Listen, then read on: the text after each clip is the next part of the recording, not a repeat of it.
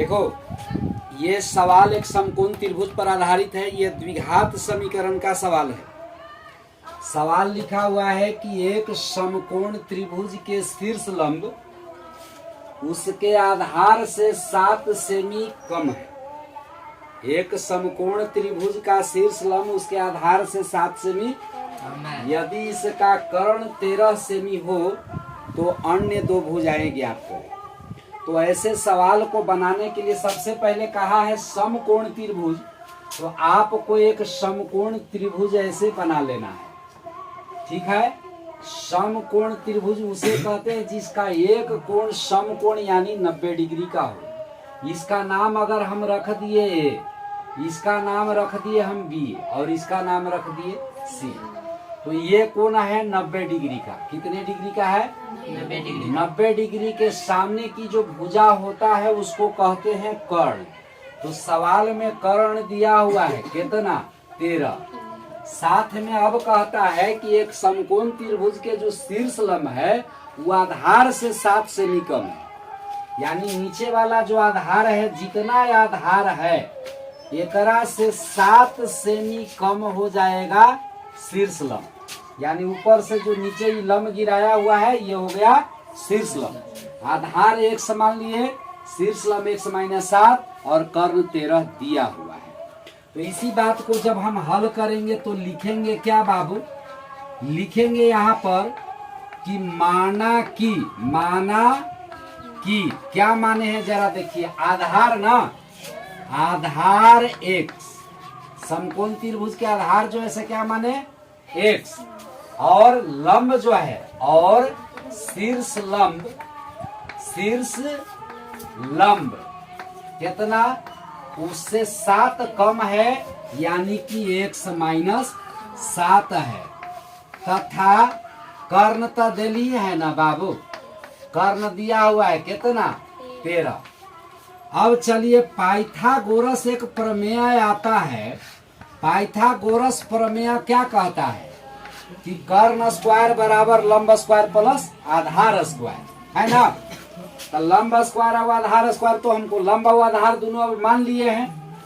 तो चलिए इसमें हो गया लंब स्क्वायर प्लस आधार स्क्वायर बराबर होता है कर्ण स्क्वायर। ये कौन कहता है? पाइथागोरस प्रमेय कहता है। लंब स्क्वायर प्लस आधार स्क्वायर बराबर कर्ण स्क्वायर। अब देखो बाबू यहाँ पर ये हो गया आपका लंब x-7 एकर द होल स्क्वायर। आधार हो गया है आपको BCX, ये हो गया स्क्वायर, और कर्ण दिया हुआ है ये 13 के स्क्वायर। इस पर फार्मूला ध्यान से देखो, a-b पढ़ेंगे। इसको क्या पढ़ेंगे? a-b। तो a-b के द होल स्क्वायर है।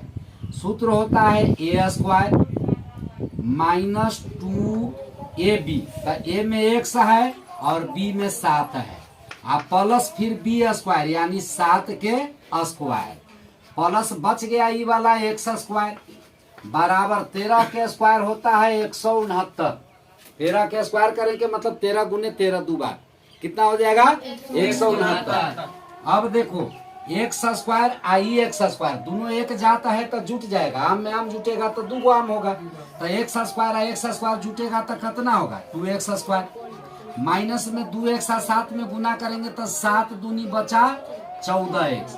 एगो बच गया कौन? x स्क्वायर तो लिए 7 के स्क्वायर बचा तो 7 49। इसको भी इस भाग में लेके चला 169 बराबर 0। अब देखो यहाँ पर 2x स्क्वायर माइनस 14x। अब देखो ये दोनों में जाती है तो क्रिया होगा प्लस कम माइनस ज्यादा, तो माइनस की संख्या पड़ेगा। अब उल्टा घटाओ, 9 में से 9 गया 0, 16 में से 4 गया 12 बराबर कितना? इधर 0। जब सब इधर लेके चला है तो इधर 0। अब देखो 2 से सब कट जाएगा तो 2 को ले लो कॉमन, तो कोष्ट में बच जाएगा x स्क्वायर। 2 से ही 7 बार में लग जाएगा 7x, माइनस 2 से ही 6 बार में लगा, 0 बचले है 60 बार में लग जाएगा बराबर 0। अब देखो बाबू x square minus 7x minus 60 बराबर ई जो 2 गुना में है, ई 0 के बट्टा में चल जाएगा। 0 के कोई भी बट्टा में संख्या है तो 0 ही बनता है। ठीक है, जैसे 0/5 तब भी 0, 0/7 तब भी 0, यानी बट्टा में 0 का कोई भी संख्या आएगा उसका मान 0 ही होगा। अब देखिए इसका पर ध्यान दीजिए, गुणनखंड तोड़ देना है। ये जो -60 है, इसका 2 ऐसा गुणनखंड तोड़ो कि घटा के बचे -7 और गुना करके 60। अब गुणनखंड पर आ गया ना। तो अब देखिए 2 गो संख्या बताइए, 12 और 5। क्या होगा? 12 और 12 में से 5 घटेगा तो 7, और 12 में 5 से गुना करेंगे तो 60। तो x² माइनस में 12x और प्लस में 5x और माइनस में 60 बराबर में 0। ये माइनस में 12 प्लस में 5 क्यों लिखे? क्योंकि घटा के माइनस में लाना है, माइनस की संख्या ज्यादा होनी चाहिए। अब देखिए यहाँ ये दोनों में तनी देखिए, 4 पद में से ये 2 पद में ध्यान से देखिए क्या मिल रहा है? x। तो x को ले लेंगे यहाँ कॉमन, तो x माइनस हो गया 12, आप प्लस ही 5 कॉमन लेंगे तो x, 5 से ही 12 5 60 -12 बराबर हो गया 0। अब इसको लेके चलाइए यहाँ पर, x + 5 और x - 12 दो कंडीशन बनेगा, x + 5 और x - 12, यानी कि ये बाहर वाला एगो ले लिए और कोष्ठ वाला एगो कॉमन ले लिए, बराबर में कितना बाबू? 0। यहाँ से दो कंडीशन बनता है, x + 5 बराबर 0 और x - 12 बराबर 0। ये कैसे होता है? अगर इसको बाईं तरफ रखेंगे तो ये बट्टा में चल जाएगा, तो 0 के बट्टा 0। अब अगर ये रखेंगे तो ये बट्टा में चल जाएगा, तभी 0। तो अब बताइए x के मान कितना आ गया? -5। आई x के मान कितना आ गया? 12। अब बताइए किसी त्रिभुज के भुजा माइनस में हो सकता है? माइनस के मतलब होता है 0 से भी छोटा, तो 0 से कम भी नहीं हो सकता है। तो x के मान 12 लेंगे, यानी कि इसका जो आधार है वो 12 है ना। तो अब देखिए यहाँ पर सब निकल गया। अतः आधार क्या माने थे आप? आधार माने थे x के मान आ गया हमको 12। और शीर्ष लंब क्या माने थे बाबू आप? शीर्ष लंब माने थे हम क्या? x - 7। तो x के मान 12 आया और ओकरा में से 7 घटा देंगे, तो 12 में से 7 गया तो कितना बचा? 5। यानी 12 और 5 2 गो भुजा हो गया, यही हो गया आपका आंसर। स्टॉप।